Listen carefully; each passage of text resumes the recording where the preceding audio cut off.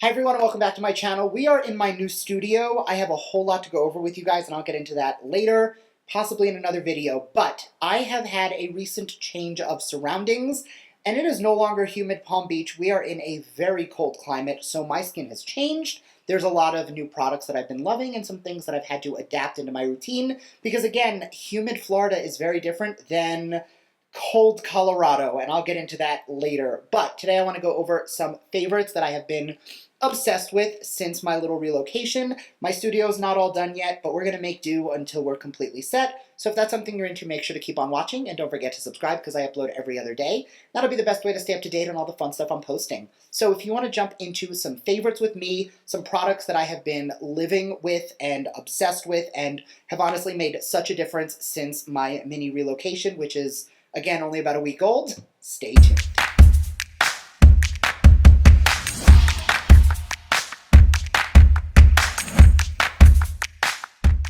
All right, so first and foremost, yes, Brandon and I have moved. We are no longer in South Florida. We are now in Vail, Colorado, where it is a snowy ski oasis, and it's beautiful, but it is dry. And my skin, which is notoriously oily in New York, and when a little more normal combo in Florida, is now very dry. I feel it is tight all the time, and I keep adding more moisture, and I feel like I always need to add more. So first and foremost, the products that have been saving me so far.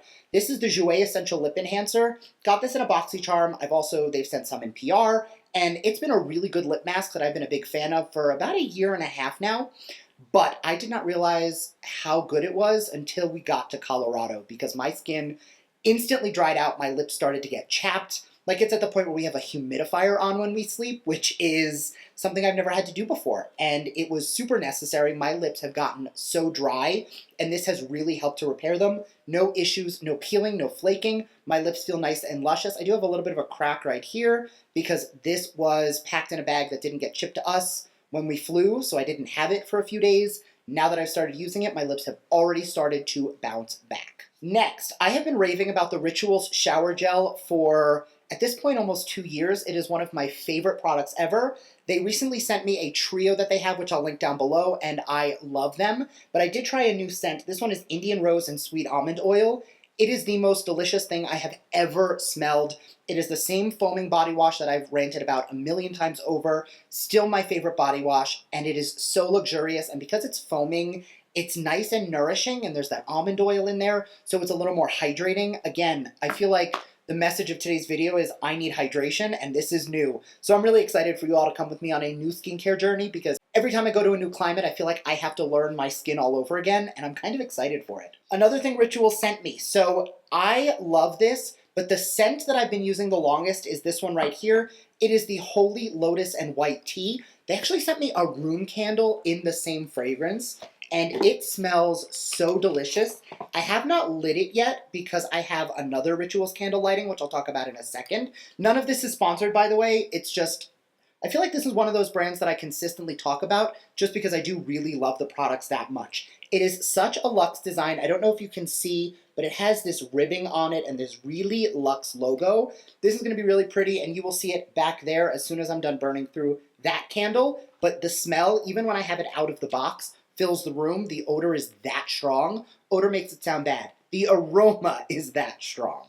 And for the candle that's back here, which I will be careful about because it is lit, this is from their private collection. This is in the Scent and Shade. This is in the scent Precious Amber. And let me tell you, it is one of the most delicious scents of candle that I have ever had. Over the course of the move, I didn't have a lighter, and I needed to get one, so while I didn't have a lighter, I just had the candle open, sitting on a counter, and it made the entire room smell, and it is so beautiful. I like those musky candle vibes, especially because they just fill the room with this warmth, which in Florida, I didn't really feel like I needed much warmth, but here, warmth is a good thing. So having that little bit of warmth fill the room is beautiful. The second I lit it, the entire room was filled with this amber scent, and that might be my new favorite scent. So while I am very excited to light that candle right now, this one has Holy Grail status. Another thing that has been saving my skin, and I'm actually going to apply a little bit because I feel like I need it, even when I'm not wearing makeup, I have been loving the Milk Hydro Grip Primer. It is hydrating and it is aloe for soothing. You know my skin gets red very easily, especially if I go outside where I'm dealing with any of the bitter winds. It's not too bad, and it's pretty mild, all things considered. But because this is so anti-inflammatory, calming, and soothing, it really does help to just eliminate some of that redness. My skin is super sensitive, and whenever I apply something, my skin goes red. So it's going to look a little flushed for about a minute, but that will go away. And this just helps that when I walk outside and the air hits my face, it definitely helps to keep some of that inflammation and that redness down. And because of the extra hydration in there, it does lock that moisture in. So I find that throughout the day, it just adds a little extra something to my normal moisturizers. Next up, because I haven't been really wearing makeup, because this is the first time I set up my studio, I haven't been doing much, and I recently tried the Bush from Jason Wu. This is the Brow Shaper Soap. It's like a soap brow, which I had never done before. So, spoiler alert, I do really like the system. The one thing I'm not a huge fan of, this was sent to me, but also not sponsored. They did send the Mr. Soap Star, which is like a mist activator you have to spray on the soap before you go in with your spoolie and just brush it through. I did already apply it earlier today, so I'm not going to apply it on camera. But when I used it, it holds everything nicely. I feel like it gives me good shape to my brows, especially when I have no makeup on. If I'm going to do makeup, I'm probably going to want to take some color in there too. But for like an everyday, I think this is great. All I did today was that, the primer, and I curled my lashes, no mascara. And I'm actually pretty happy with how my skin is, except for the little bit of dryness that I'm dealing with, but we'll figure it out in a couple weeks. My only issue is that you have to buy these separately because it worked really well. It's a beautiful product, but they do have a duo on their site for $20, which, because it's an affordable brand, that's still more than you would pay for like an Anastasia or a Beverly Hills brow pencil. But for a soap brow, and I don't think I love that you have to buy them separately, but the combination is worth it. So if you've got like the $20 to drop and you're looking to do a soap brow without using actual soap and you want to use something like this, definitely something to try out and consider. I am really quite a fan of it, and I think it really just brings everything together quite nicely without me having to like do my brows, especially because I don't like walking around with like unkept bushy brows. I trimmed them last night. Today, all I did was a little bit of the brow soap, and that's it. I'm really quite happy with how it turned out. And the last thing I want to talk about, because I've used it in the last video I filmed when we were in Florida, which you guys would have seen, I think, 2 weeks ago. I don't know. I pre-filmed a lot. Anyway, it's a product that I didn't get to do any, like, in-depth speech about. I just tried it. This is from LA Girl. This is the Pro Mixing Foundation Pigment in blue, which cools down foundations.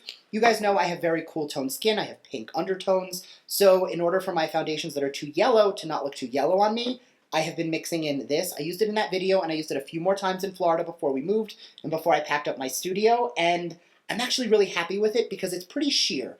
Like if I was to take a little bit on my finger or on my hand right now, and I was to apply it in, you'll notice there is a slight blue tinge, but it's not like a full coverage thing. It's more of just a tiny bit of blue. So adding a little pump of this into a foundation that's too yellow, the two will neutralize, leaving behind that reddy pink, because, again, your primary colors cancel each other out, and if you mix two together, it kind of neutralizes a little bit. We'll go into color theory again. I'll do a color theory video in a couple weeks, but this has been such a great product because I'm pink. There's really no way to deny my skin is pink. So anytime I try a foundation and it's a little bit yellow, or I'll get a tinted moisturizer in a subscription box that might be a little too yellow for me, I'm going to have this on hand just to make sure that I can adapt it a little bit. And what I've noticed, because I've used this now with 3 different products, it does not change the formula underneath. So if I mix it into my Beauty For Real MVP Tinted Moisturizer or my Fenty Beauty Pro Filter Foundation, I have had no issues because it really just leaves whatever the finish was as it was without messing with it. It only affects the color. That was my first apprehension when I played with this, was I was kind of scared that it would change the formula, be too radiant or add matte or do something different than what I was expecting.